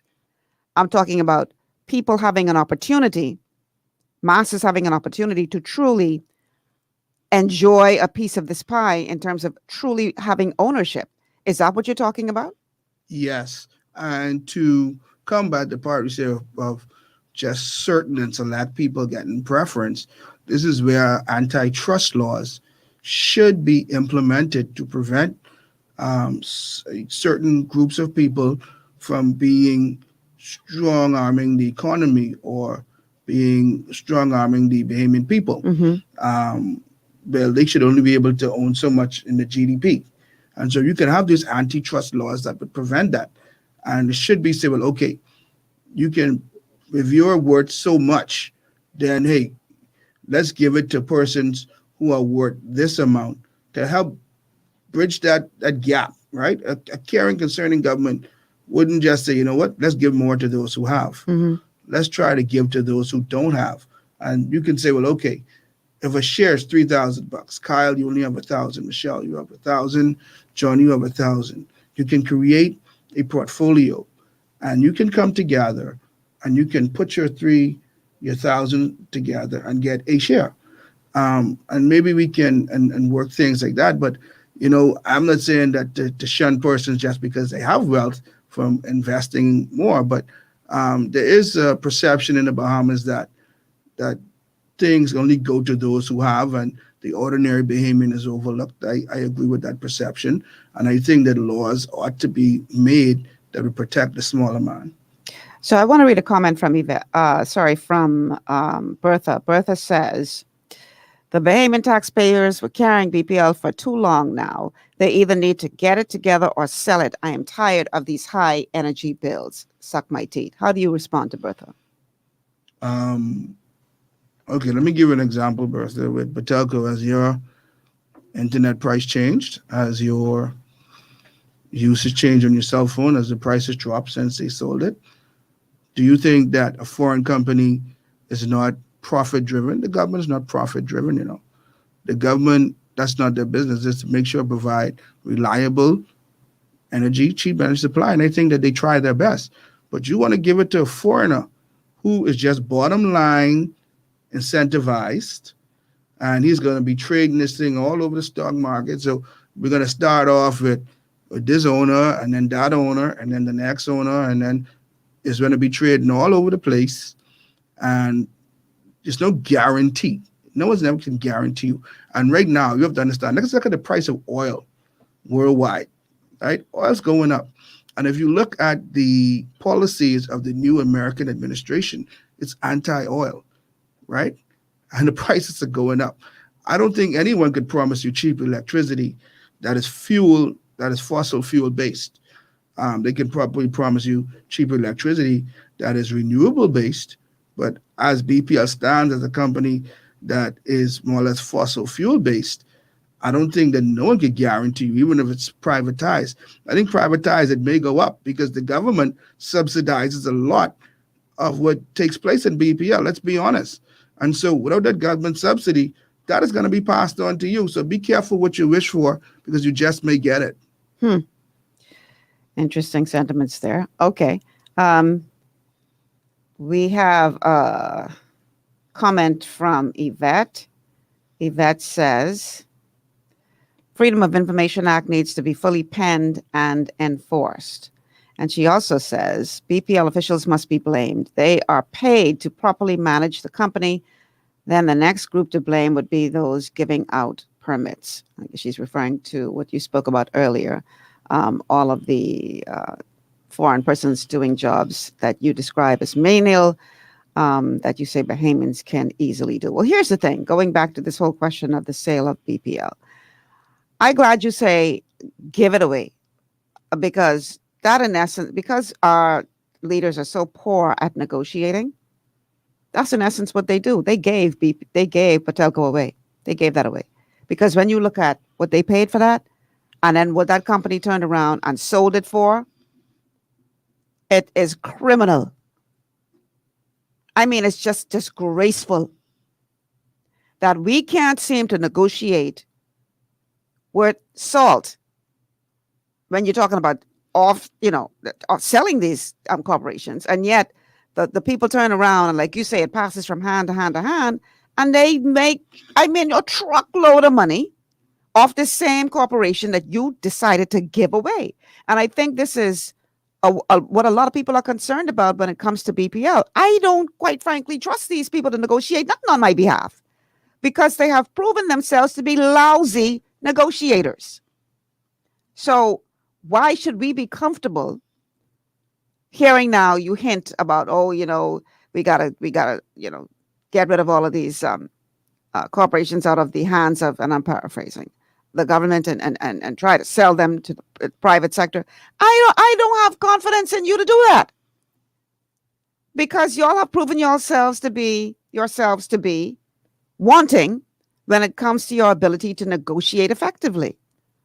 So I think a lot of people are very wary when it comes to that whole question. They don't trust this crew or any other government agency to make those kinds of deals. How do you respond to that? Well, what people don't realize is that we go and we sign international treaties, we sign international agreements, and part of those agreements has to do with maybe utilities, and sometimes our leaders don't inform us of some of these agreements that may have been signed. And if I'm not certain, I think the Bahamas may have signed on to the Paris Climate Agreement. I have to verify and correct, and I want to be corrected if I'm wrong. But if a part of that agreement, that places the future of the energy sector with reliance to fossil fuels in grave danger, because that is anti-fossil fuels. And so maybe if we would have signed those things, I think the government may have to relieve themselves off of BPL. And if that's the case, I think they need to tell the Bahamian people what the real deal is. If that's the case, if we would have signed on to those treaties and those agreements. Because bear in mind, don't forget, they already had a ban on plastics based on these treaties and international agreements. And look at it. I got my food from a lunch vendor the other day, and before I could have eaten it, it just basically melted into the cardboard. And I got so angry, I threw it away. But that poor lunch vendor ain't had no choice in the matter. They had to do it. Okay, caller, I need you to turn down your radio, please, or whatever you're listening on, because we're getting feedback. We have our first caller on the line. Caller, welcome to GPS. My apologies for that, Michelle. I usually keep my radio off. JT here calling in today. Hey. And good afternoon to your guest. I called in late, so I didn't get the name of the guest, Michelle. Kyle Wilson, president of the Bahamas Electrical Workers Union. How you doing, sir? I'm blessed and highly favored. How you doing? Hey, same here, my brother. Same here. As I was listening to you talk just now, both of you, the thing that concerns me about our governments, it seems, number one, as if they've been running the Bahamas as a private corporation, making special deals, backroom deals, seemingly all over the place, and coming out with deals that would, quote unquote, be sweetening their pockets, whomever there may be. it concerns me that, of course, with BPL, now, I'm hearing you all for the first time. If I'm correct, that the government is looking at selling BPL. They haven't said it officially, but we've been hearing hints. Yeah, okay. You know, I get a little frustrated and flustered over when I hear stuff like this because, number one, why do we need to sell BPL per se? Why do we need to sell it? Why don't we just simply convert BPL from a government-run entity by law and convert it simply into a private but managed by Bahamians, wherein, there'll have to be some changes. There'll have to be some adjustments having to do with fuel purchasing and all of that stuff. Some of our bills may go up a little bit, but I think if instead of selling it wholesale to a private entity like we did with Patelco and that bad deal, and you're right, Michelle, was a bad deal, but let's find a creative means by which we could have Bahamians buy and organize it in a manner where the Bahamian citizen we can buy into a privatized BEC or BPL instead of just giving it away wholesale. Because with that Patelco giveaway, I mean, Michelle, the only conclusion I came to was that there had to have been some private agreement by somebody somewhere between someone else somewhere else to say, if you all give us this for pennies on the dollar, we're going to give you all something, something somewhere. Because, Michelle, it was widely circulated that while the posted price for BPL as low, for BEC as low as it had been was Patelco. For Patelco, 210 million, it was understood that only 206 million or 204 million was actually paid. So where did the difference go between the posted 210 and the actual reportedly actual 24 or 26? You follow what I'm saying? So I too don't trust any of these bureaucrats and government entities to sell anything. I think they should bring this thing to a mandate. Okay, so Kyle has an answer to that question. Go ahead, Kyle. I think usually in large deals like this, there's usually a finder's fee that goes along with. So if I were to bring forth a company that can purchase, I think I would be entitled to a finder's fee according to the deal. So that may be where the difference in the money would have went. You're absolutely right as to a finder's fee. Now, the question we need to be asking: who got it? Who got paid that finder's fee? Finder's fee, exactly. Yep. And I will tell you, when you find out who it is, the hair will raise on the back of your neck. Mm-hmm. Wow. Because of the connection to certain people. And guess what, Michelle and guest? The question will also be asked when we find out who would have gotten the finder's fee. So that's why Patelco was sold so cheap. Because this person is the one who got the finder's fee, and they just work a sweetheart deal. I mean, somebody went home a millionaire after that, multi-millionaire. I mean, the thing was sold for what, more than $1 billion after 4 or 5 years of having bought it from us. My, a slap in the face of we the Bahamian people. But they think we're stupid to not see what's going on. Well, I challenge all journalists in the country today who call yourself a journalist.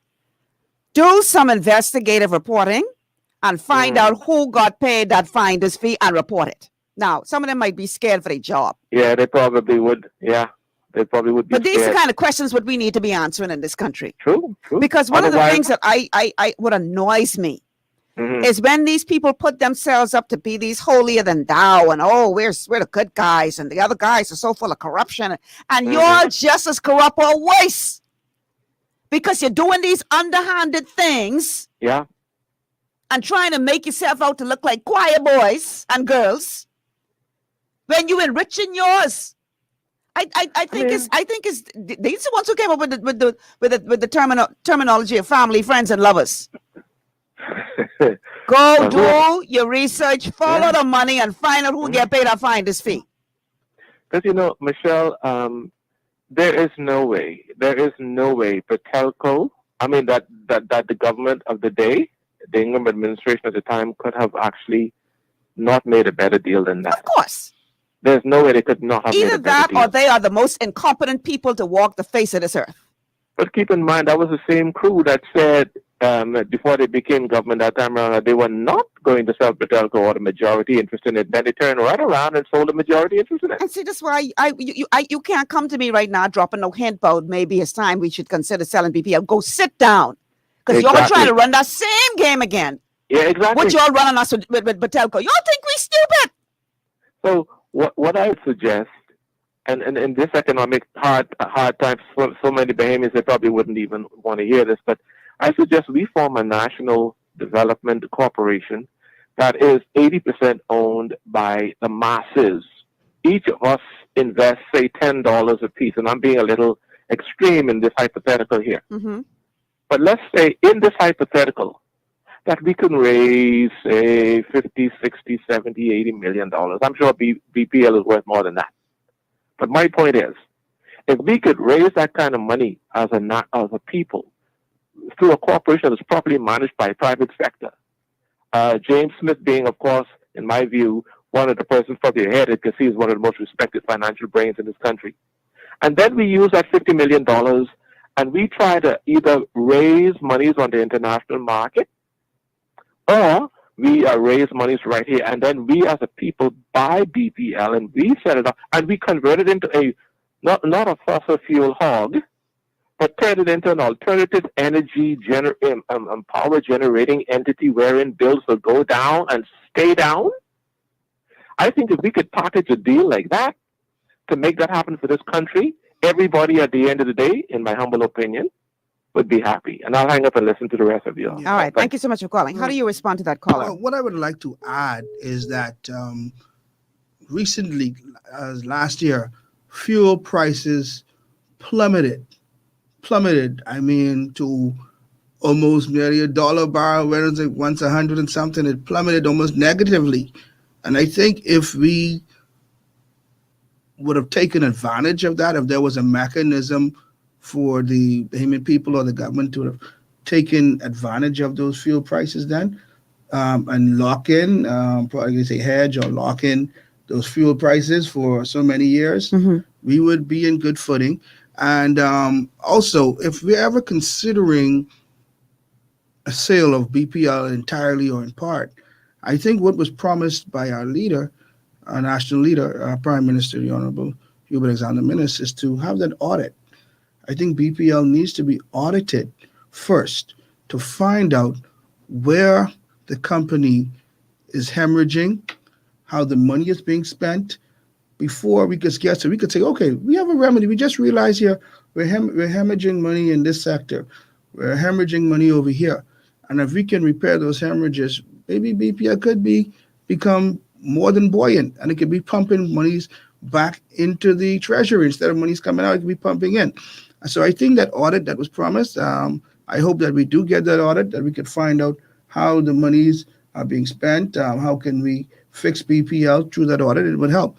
I always feel as if these international people, they come to the Bahamas, right? And they think, oh, island nation. They see the palm trees, the coconuts, and then they see we're a nation of majority black people, and they see the black leaders. And based on the African model, or they see that most countries you can easily get at the officials. They probably come with a mind frame to take advantage of the people.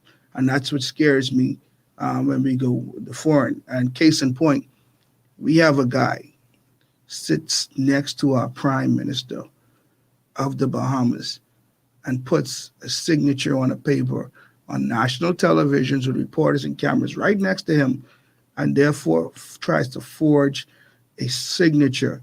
What utter disrespect. He didn't try to forge a signature. He forged a signature. Well, what utter disrespect that is to our nation and what they think of us. So you can imagine if that's the prime minister of our country, whom I dearly respect, that someone would dare to try such a thing with him.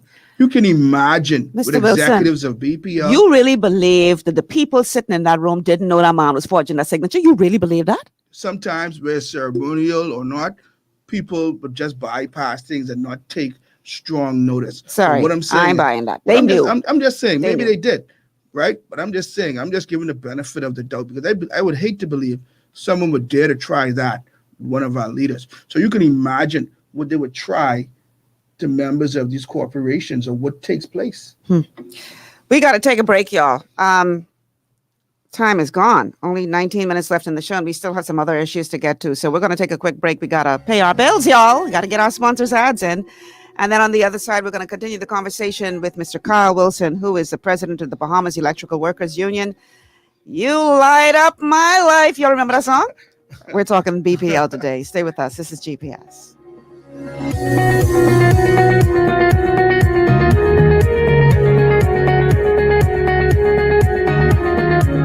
Ocean blue is the best in seafood, hey, hey. Fresh out the water and affordable too, yeah. We got fish, conch, lobster, shrimp, everything you want. Ocean blue got it. Ocean blue, friendly and clean, best service you ever seen. Ocean blue is the best in seafood, yeah. Fresh out the water and affordable too, yeah. Ocean blue seafood, we are here for you. Ocean blue seafood, no one else will do. Ocean Blue Seafood, located on Burnett Road. Contact us at 393-2160. Want to look your best and feel even better? Visit J.D. Edwards Salon and Spa for the ultimate beauty, body, and anti-aging treatments, offering custom colors, haircuts, vegan anti-freeze treatments, silk blowouts, natural and acrylic nails, unisex pedicures, facials and massages, all waxing services, and microcurrent therapies for anti-aging and body sculpting. J.D. Edwards Salon and Spa, Palmdale Shopping Plaza, Madeira Street, telephone 326-7863. For moms to be and your little ones, there's Baby Bliss, the baby shower specialist, with the best selection of shower gifts, care items, and gender reveal rentals. At Baby Bliss, we carry only the finest brands to comfort mother and baby. From preemie to 24 months, we are truly the ultimate baby store. Mimi is a new tradition in ladies apparel, featuring fabulous fashions, sizes small to 3X. Look like you just stepped off the runway with trending, stylish selections that bring out the fashionista in you. Making a statement is easy when you shop at Mimi. Visit us both at the Mackey Street Plaza. For all your building needs, it's Carib Construction and Project Management on Gladstone Road. We build it all: schools, homes, hotels, and more, including structures requiring a Phase 3 electrical contractor. We also provide project management services. The first step towards your dream building begins at Carib Construction and Project Management. Call us at 376-1556 or 341-4466. Your body's immune system is under constant pressure from things like stress, lack of exercise, and toxins in the environment. It's crucial to be proactive and support your immune system with the nutrients it needs to function effectively. But it's often hard to get these nutrients from food alone. Introducing fast-acting Zinc Plus Immune Support by Longevity. Unlike zinc-only supplements, Zinc Plus Immune Support builds on the proven power of zinc and adds complementary nutrients to give your immune system extra support. Vitamin D helps balance the effects of zinc, while our proprietary blend of natural fruit and root extracts provides the extra help your immune system needs to work against daily stressors. And we've included Longevity's exclusive plant-derived minerals to give your body the minerals it needs, but can't get from food alone. And because Zinc Plus Immune Support is delivered in a great-tasting, sugar-free, berry-flavored lozenge, it encourages quicker absorption of all these nutrients into your body. Zinc Plus Immune Support. Zinc plus the extra support your body needs to promote a healthy immune system. To learn more, contact your Longevity associate. And right, welcome back to GPS, Global Paradigm Shift on Glory 93.9 FM. My guest today is the president of the Bahamas Electrical Workers Union, Kyle Wilson, and we are just about out of time. There's 14 minutes left in the show, and we haven't even talked yet about one of the other issues that has been in the news with BPL, and that is the rate reduction bond. What's the status of that, as far as you know, Mr. Wilson? I honestly can't tell you. These are things that I'm not privy to, or I'm told that I'm not to be made privy to. It's none of my business almost. And so, as a Bahamian, as an employee, as the president of the union, I think I should have been given a little more respect and be updated on things that are happening in and around BPL that affects the employment of the people. And these people have been told multiple times by the DPM to sit with the union, keep them updated, and inform them of what's happening in BPL. But it does not happen.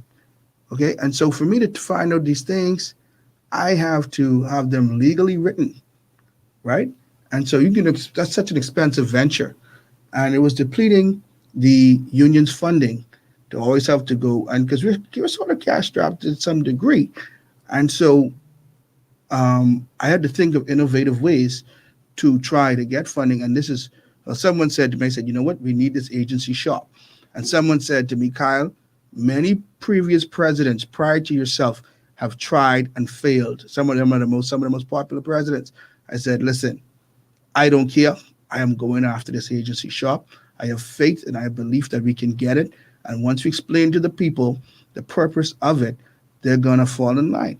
And so I took it to the people. I only had 1 week to campaign.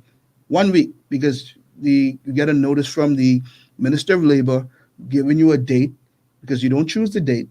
And so you get a date from them. And so you have 1 week to campaign to the people to get this thing done. That's why it's probably been so unsuccessful in the past.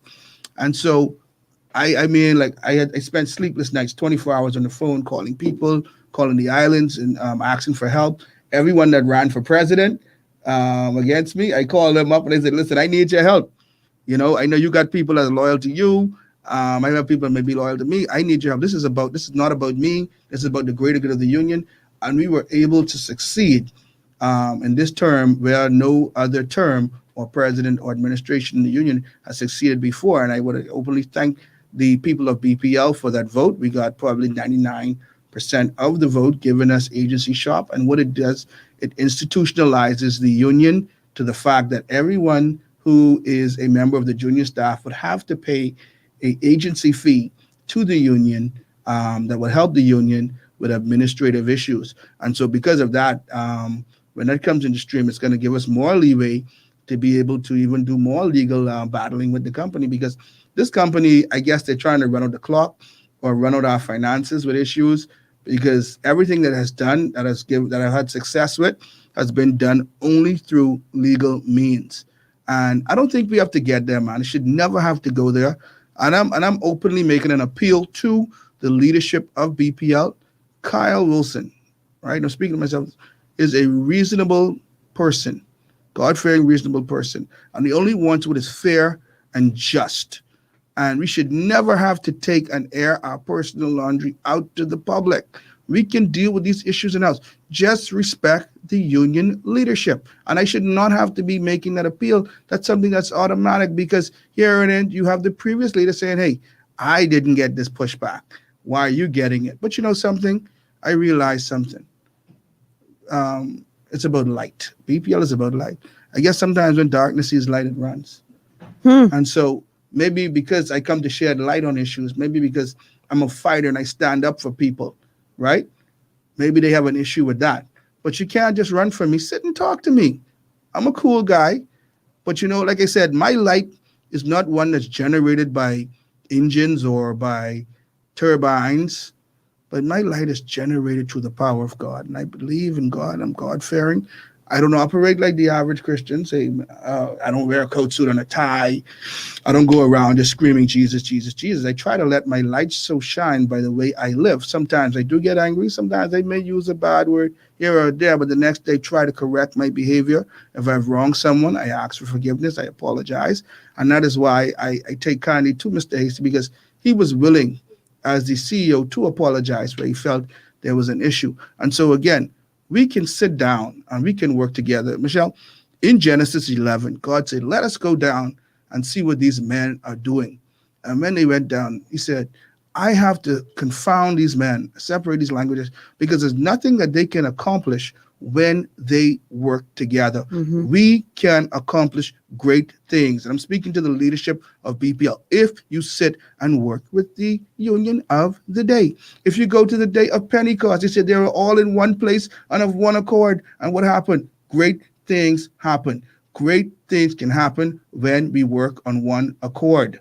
And so I'm saying to the company, whatever issues we're having, whatever problems there is in the company, if we sit and work together, BPL could be a well-tuned, fine oil machine, and we can be successful, but we must work together. You're not going to do it by blacklisting the leader because you think he's young and inexperienced and doesn't know what's going on. Well, surprise, I do. All right? Shame on y'all. But sit with me. Let's work things out. Where bygones are, we can be bygones, and let's work these issues out, man. Come on. And if you're a board member, you ought to question, why have we not met? Why have we not met Mr. Wilson? Why have we not put our plans in a formal setting before Mr. Wilson as a group? Well, quite frankly, I just think it's ridiculous for, if you're correct, for them to use coronavirus as an excuse, because that's what you got Zoom for.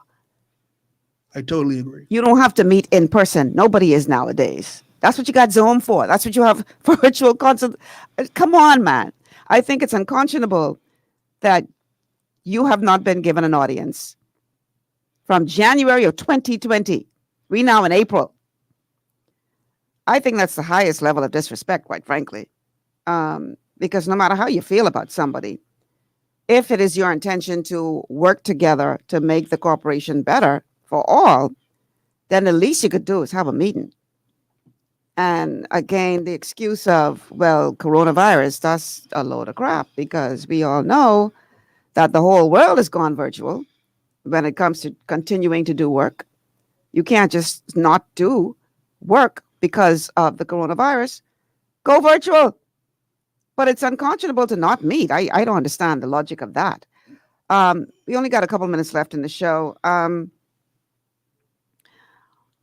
What would you describe the relationship that you would like to have as it relates to the union and the management working together to better conditions for all and to make life better for us, the consumer? Yes. What does that relationship look like in your mind? Again, we should always operate under the tripartite system or the trinity of labor, where you have government, and BPL is a government-owned, operated, run entity, the union and the representatives of the employer or the directors or the board. And I think we should always have constant meetings. We should always, we have issues, put them forth to each other, speak to each other. Let's try to come to a common ground. And that can only be done when we face each other. There's never a back to stab. Okay? When we face each other, there's never a back to stab. You don't have to like me, but you can respect me and you can respect my position just as I would respect yours. And we could sit down and you can say, Kyle, this is the situation BPL is under. This is our economic situation. This is what we're facing. We would like to partner with the union to try to make a turnaround. Can you give us some suggestions as not just the president, but also an employee, right, as to how we can turn it around? And I can give you suggestions and we can work things out, right? We can all be in harmony, but we're totally disjointed because the union is not a part of the decision-making plans of BPL. And so things just happen. No one says anything to the union, right? And so I'm trying to figure out, where is this coming from? Who is advising these people that you can disrespect unions and get away. No, you can't, because we are the people that run BPL. You do not fix the engines. You do not do the customer service. Okay? You do not fix the lines. We do. We know what we need to be successful. So you sit with us and you ask us, what do you need, Kyle, to be successful? And I will tell you the tools that I need. And I will tell you the issues that we can work out to be successful. And you would go and we'd work together to see if those things can formulate with your plan for BPL. How can a doctor give me medicine? How can a doctor operate on me unless I tell him what's wrong? We are not only workers, we are also consumers. We pay the bills. So we understand from both outside and inside. So you should at least respect the union's view, because we have a greater view than most of you. Very passionate plea there. Wow. Well, Mr. Wilson, I know that you all have a court matter. So there's many things that you could not say on the show today because they're actually now before courts. I do hope that y'all can come to some kind of agreement where at least you open the doors to communication more effectively. Because at the end of the day, the real victims here are us, the consumers. That's correct. When y'all can't get your act together, we suffer. Well, Ms. Malcolm, there are many times, I would have felt the need to flex the union's muscle. And I've been encouraged by the people, Kyle, let's flex the muscle and show them how powerful and strong we are. But then I think of the innocent Bahamian people who pay their light bills and who should not be victims of the discourse between the union and management. And this is why I would often go to the DPM. Sometimes I get angry and sometimes I'm about to do it and I step back and I think with caution, and then I go and speak to the DPM and say, DPM, I won't flex my muscle, but I need you to step in before I do so, because there are people paying their bills, and I don't care how strong of an issue I have. I don't care how much wronged I've been. The Bahamian consumer who pays their bills, they don't care. That's not my business. That's you and BPL's business. And so I don't care to have the Bahamian people held hostage. But there are times that I must do what I have to do as a union leader in the best interest of you, the Bahamian people. So there are sometimes casualties to wars. And I don't want those casualties. But if it ever comes to it, God forbid that ever comes to that, I don't want it to get there, but I'm not afraid to do what I have to do as this leader of this union to save the Bahamas for Bahamians. And anything I do, I can assure you, it is in your best interest as Bahamian people, and not just selfishly as a union leader. I'm not here asking for money. I'm not asking for more. I'm not asking for anything. I understand the climate of the Bahamas. I understand what you're going through. And this is why I'm standing up for you, the Bahamian people, and saying, listen, we can run our company. Get Bahamians on these jobs. I'm standing up for you, the Bahamian people. Okay? And so anything that is done, I'm doing it in your best interest. And I can show you where I am. I'm not just saying it as a talking point for political prowess or for expedience because it sounds good. I am working in the best interest of the Bahamian people, not just my union, but you, because I'm a consumer too, so I understand. So please stand in solidarity with the Bahamas Electrical Union, Workers Union, as we stand up and fight for what is right and what is in the best interest for the Bahamian people. Wow. That's a good point to end on. Thank you so much, Mr. Wilson, for being a part of the show today. Man, it's a pleasure to be here. I really hope you guys get your act together because summer coming. Yeah, well, Lord knows we can't take another summer with that bunch of blackout and thing. We just can't. Well, I'm not, like I said to the Bahamian people, I'm going to exhaust every reasonable avenue that I can before we get there. And so, like I said, we're at the Supreme Courts. We're at the Labor Board. We're at the Tribunal. We got to wrap it up. It's 1 o'clock. I thank you for this opportunity to have this voice. Thank you, Ms. Malcolm, and thank you for having me here today. Thank You're you. welcome. All right. Thanks for being on the show. It's 1 o'clock, y'all. That means my time is up. Listen, it's a holiday tomorrow and on Monday, a very long Easter weekend. I want you all to be safe as you enjoy this extended weekend with your loved ones and friends. Be safe and remember the reason that we have this weekend, y'all. Remember that Christ suffered and died on the cross. Amen. So that we could be redeemed. No And greater let's love. not forget to give him all glory and praise for that ultimate sacrifice. I'm Michelle Jesus. Malcolm. Thanks so much for being with us this afternoon. Have a good weekend, everybody.